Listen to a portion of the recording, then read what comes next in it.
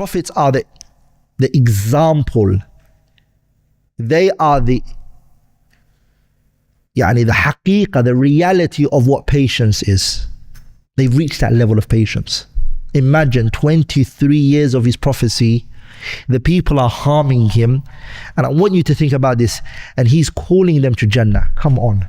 Number 4, the fourth type of jihad that's required, all of this is jihadun nafs, is an yujahidaha ala sabri, to show jihad upon patience. على مشاق الدعوة, in the da'wah that you call the people to, وأذى الخلق, the harm that the people put you through, ويتحمل ذلك كله لله, and all of that you endure it for the sake of who? Allah subhanahu wa ta'ala. Patience, endurance, resilience. Al-Shaykh al-Allama Abdul Aziz ibn Abdullah ibn Baz rahimahullah ta'ala, man came up to him and he said, Shaykh, for many years I've been calling the people to the deen of Allah. I've exerted all my efforts. I've given up. I can't do it. I'm not seeing the fruits of my hard work. I've given up. I don't know what to do. So the Shaykh rahimahullah ta'ala, he said, give me your palm. And he took his palm and he said to him, rahimahullah rahmatan wasi'ah, ya ayyuhalladhina amanu, believe, isbiru wasabiru warabitu wattaqullaha. Then after that what comes? لعلكم تفلحون. Success comes when? يا أيها الذين آمنوا اصبروا وصابروا ورابطوا واتقوا الله. Come with those 5. لعلكم تفلحون. Then you're going to receive success. If you haven't even shown that, how are you going to see success?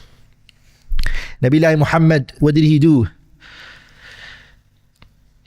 He sallallahu alayhi wasallam, what did he do? He wiped the blood off his face and he said, Allahumma ghfir li qawmi fa innahum la ya'lamun.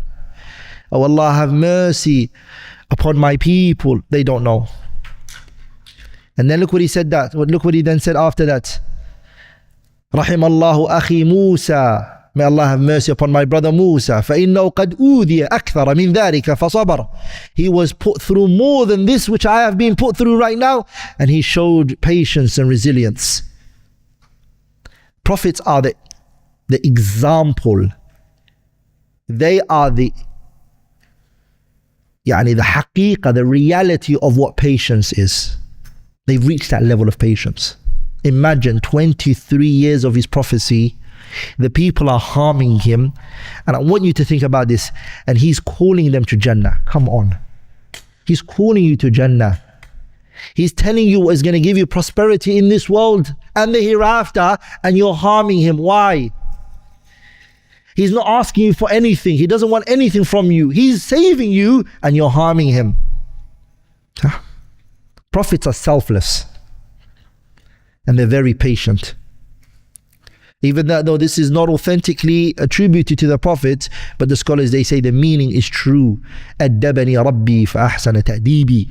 My Lord had disciplined me and he disciplined me well. The Prophet was disciplined and he was taught, alayhi salatu wasalam, the way to respond to things. If he sallallahu alayhi wasallam said something and then he wasn't the right thing to say at the right time, at the right place, he was told, don't say this, say it in this way. Until Allah subhanahu wa ta'ala perfected him, alayhi salatu wasalam. So prophets are always what? Reminded of patience. If you look at Nabiullahi Ayyub, subhanallah, after the many years he suffered and he suffered and he suffered, they say that Nabiullah Ayyub didn't even say to Allah, oh Allah, cure me.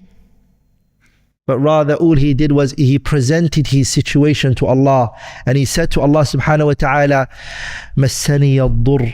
Oh Allah, harm has touched me. Wa anta arhamur rahimin, and you are the most merciful. That's it. Ya Allah, this is my situation. I have been afflicted with pain and hardship. I've suffered.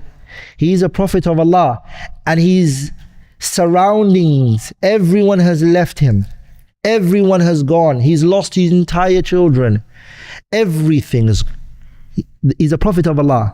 And the odor, the smell that's coming from his body, his mouth, his skin, his hair, everything. Are we all together? And he showed patience. Nabiullahi Ayyub alayhi salatu wasalam.